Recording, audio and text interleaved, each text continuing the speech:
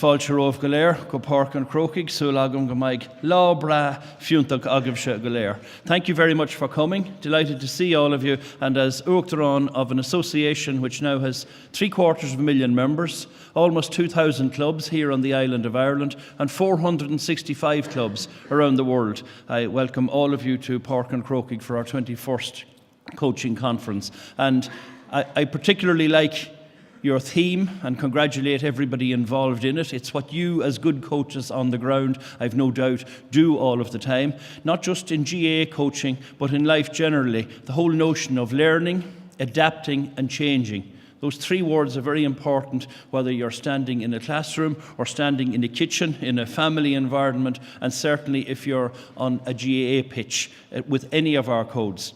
We all the time must learn and improve. We should adapt. We should change depending on situations. We should adapt depending on information, and then be brave to change and to move forward. I want to thank all of the speakers in advance, those who spoke last night and the presentations again today. Not just people who are expert in their own fields of endeavour in this country, but from many parts around the world, which shows again the growing global nature of the GAA. But it shows something else. It shows all the time within the GAA striving for excellence, appreciating what we have, realising that this is a very ancient, precious heritage we have in Gaelic games, but being open all of the time to improvement.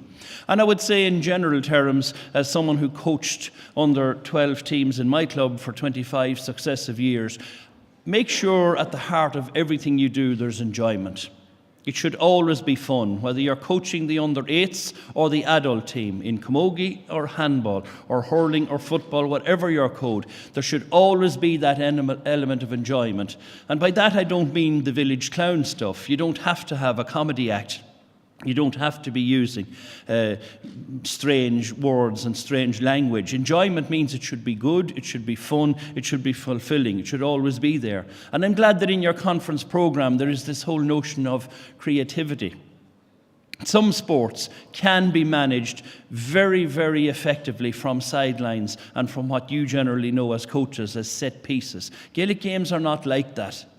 We should always enable our coaches to make sure that they are creative, that the young girl, the young boy facing a particular situation, or the adult player facing a situation, has that creativity, that ability to adapt on the field of play themselves. It's an important and essential ingredient that marks our own games out as being that little bit different. Could I just very briefly mention that the ideal in any GAA world has always been and should be that you're coaching in your own club. It's a challenge. It has become a little bit more difficult. But I'm very conscious as president of the association, as I travel up and down the length and breadth of this country, there are some coaches and they flash the lights at each other as they leave their own club and meet to go somewhere else. A sustainable, healthy, happy, progressive GAA club should be producing its own administrators and its own coaches, and they should be working and coaching within their own club situation. I, as a coach, could never have done it for any other club. It just wouldn't have meant anything to me. But I accept that if we do something in rule about that, that would be too restrictive. There are always situations, there are always exceptions. There might be just too many coaches in a club. For different reasons, there can be good reason why a coach may wish to coach with the neighbouring club up the road or down the road. But the ideal situation is always sustainability within your own club. And very briefly before I finish, there's also something else within that marks the GAA out as being that little bit different. I particularly see this when I travel to the international units, and I'm delighted to see so many from Britain and from America and from Europe and various parts of the world have come back to our coaching conference today. But particularly outside of Ireland, you notice there's something that marks the GAA out, and that's the sense of place. And that is important in coaching also. That's also a motivator. Apart from all the important and right coaching standards that you'll hear about today, there's something very motivating and satisfying for you as a coach to motivate your player to do it for the honour of the little village. Just as Matt the Thrasher threw that wonderful throw in that lovely book, in the homes of Tipperary. He did it when he looked under his arm, or I think the word, I don't know if it's used in your part of the country, he looked under his oxter, and when he could see the smoke coming from the little village down beside him in Mullinahone, he decided that he would do it for that purpose, and he threw one mighty throw of the hammer. And that type of motivation where people just love their sense of place. We are where we're from. Our club means something to us. We don't choose our club chooses us, and motivation from being from where your own place is very important and essential part of Gaelic Games coaching.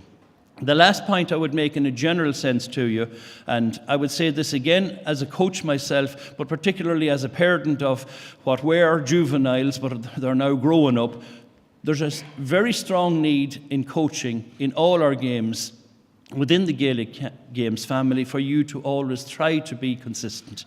Consistency is important, that you set out the style of coach you're going to be, that you've done it and researched it as well as you can, and that you set it out there, but be consistent. And consistent in terms of the straightforward notions of your timekeeping and your dress, the standard of coaching, and also the language that you use on the coaching field, that there's always high standards and you're consistent in them.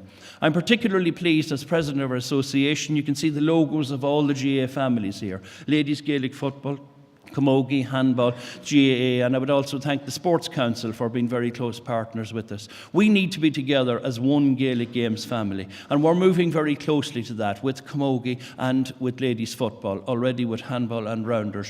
One GAA Gaelic Games family promoting all our games is the future for our association, and you as coaches should always reflect that when you're working with your young players when they arrive on the field. And finally, the last thing I would say to you is to thank all of you. There are close to 800 delegates gathered at this coaching conference. That's phenomenal.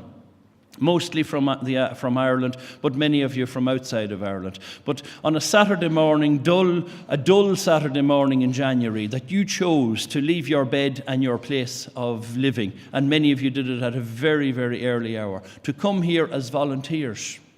There will be no envelope for any of you at the end of the session. You're doing it because you want to improve it for the honour of your little club. And I want to thank you, because that volunteer spirit is what drives all of us within the GAA, and it is an essential ingredient.